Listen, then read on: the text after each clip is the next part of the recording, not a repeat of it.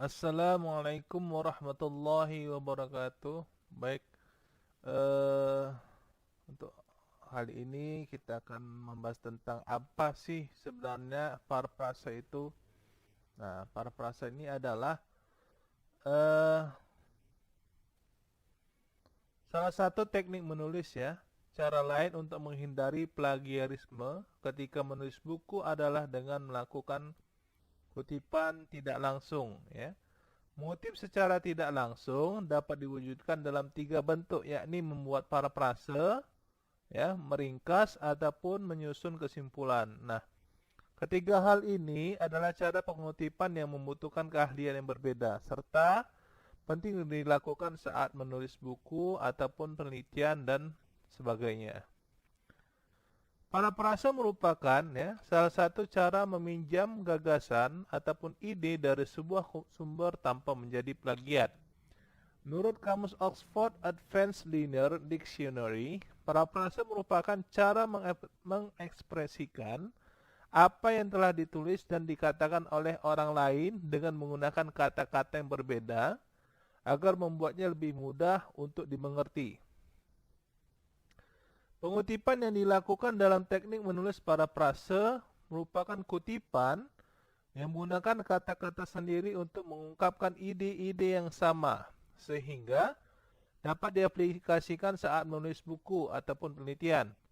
Dan aktivitas tersebut ialah legal, ya. Selain membuat gagasan lebih mudah untuk dimengerti, parafrase dapat digunakan untuk menjaga koherensi dan keutuhan alur sebuah tulisan.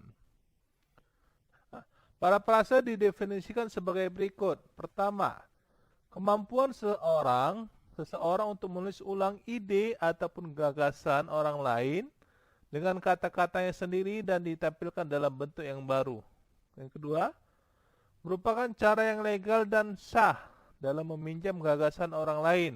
Nah, yang ketiga, sebuah pernyataan ulang ataupun restatement yang lebih lengkap dan detail dibandingkan dengan sebuah ringkasan. Teknik menulis parafrase merupakan sebuah keahlian yang sangat berharga. Karena apa? Pertama, parafrase lebih baik dibandingkan dengan mengutip informasi dari sebuah paragraf ataupun tulisan yang kurang menonjol. Ya. Kedua, parafrase membantu penulis untuk mengontrol cobaan dalam melakukan kutipan yang terlalu sering. Ketiga, proses mental yang dibutuhkan bagi keberhasilan sebuah parafrase membantu penulis untuk memahami sepenuhnya yang mana teks sumber yang akan ia sador ataupun yang ia kutip. Di sini selanjutnya ada 6 teknik di dalam parafrase. Pertama, bacalah kembali teks sumber sampai Anda memahami benar isi teks tersebut. Yang kedua, singkirkan teks ataupun naskah asli tersebut dan tulislah ulang gagasan dalam teks tadi dalam sebuah kertas. Yang ketiga, buatlah daftar beberapa kata di bawah parafrase Anda tadi untuk mengingatkan Anda kembali pada cara Anda memahami naskah asli tersebut. Di atas kartu catatan tadi tuliskan kata kunci yang menunjukkan subjek ataupun tema parafrase yang sedang dikerjakan. Yang keempat, bandingkan tulisan parafrase Anda tadi dengan naskah aslinya untuk mengecek apakah sama, apakah semua gagasan, terutama gagasan yang penting telah tercantum dalam hasil parafrase tersebut. Yang kelima, gunakan tanda petik ganda untuk mengidentifikasi istilah-istilah khusus, terminologi, ataupun frase yang Anda pinjam dari naskah yang asli dan yang Anda ambil sama persis dengan naskah asli. Yang keenam, tuliskan sumber termasuk halaman pada kertas catatan Anda sehingga ini mempermudah Anda untuk menuliskan sumber pustaka ataupun referensi bila Anda bermaksud mengambil parafrase tersebut. Contoh pertama, dilihat dari kalimat asli adalah sebuah kejutan di bidang realita maya ataupun virtual reality terjadi pada tahun 1961 dengan kemunculan sensoramanya hilik. Kemudian paraprasanya bagaimana? Ya, hasil karya hilik yang dikenal dengan nama sensorama membawa perubahan yang signifikan dalam sejarah realita maya. Nah, ini dia sudah dikutip dari Krisnawati tahun 2000 halaman 55. Contoh kedua, kalimat asli adalah komputer mampu membawa orang ke tempat-tempat yang belum pernah bisa mereka kunjungi sebelumnya, termasuk ke permukaan planet lain. Paraprasanya adalah melalui komputer, orang dapat pergi ke tempat yang belum pernah mereka kenal. Itu Krisnawati tahun 2000 halaman 57.